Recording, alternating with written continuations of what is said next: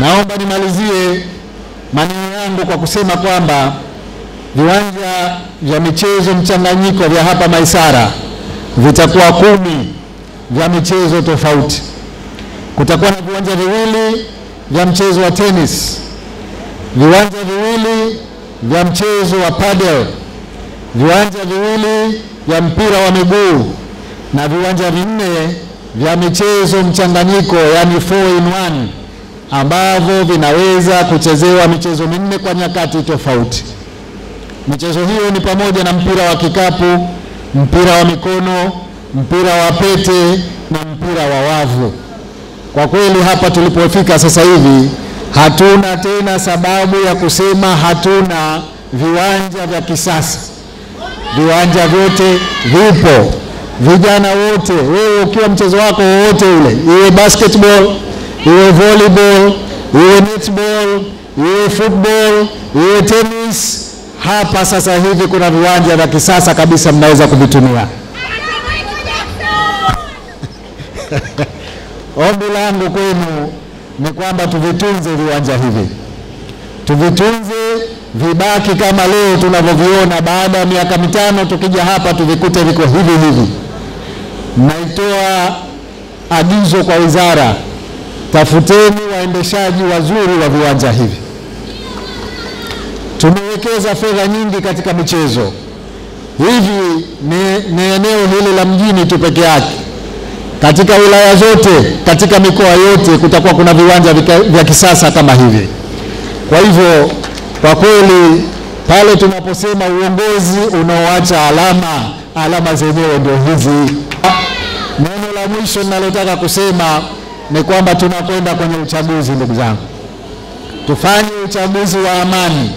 Nchi yetu baki katika amani ili tulete maendeleo makubwa zaidi kuliko haya. Mmoja katika wazungumzaji hapa kazungumzia uwanja mpya wa Afcon. Nadhani mheshimiwa mwakilishi pale wa Kikwajuni wa Jazira, naam. Ninachoweza kusema ni kwamba hatua za maandalizi za uwanja mpya wa Afcon zimefika pazuri sana.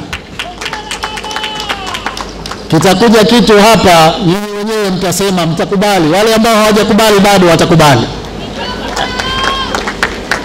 Maana hiyo ni zaidi ya Old Trafford, ni zaidi ya Stamford Bridge. Hiyo haijawahi kutokea. Kwa hivyo naomba tuendelee kulinda amani yetu hii. Inshallah Mwenyezi Mungu atuwezeshe tufanye mambo makubwa sana.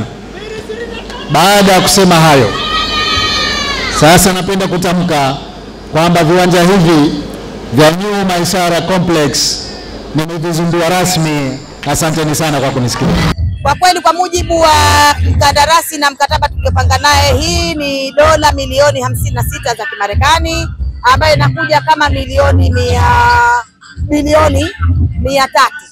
Kwa hiyo lakini bilioni 300 hiyo sio Maisara. Ni Maisara, ni ukarabati wa uwanja wa Gombani, ni ukarabati wa Mao Zedong na viwanja vya wilaya 18 ambavyo ni viwanja vya type 2.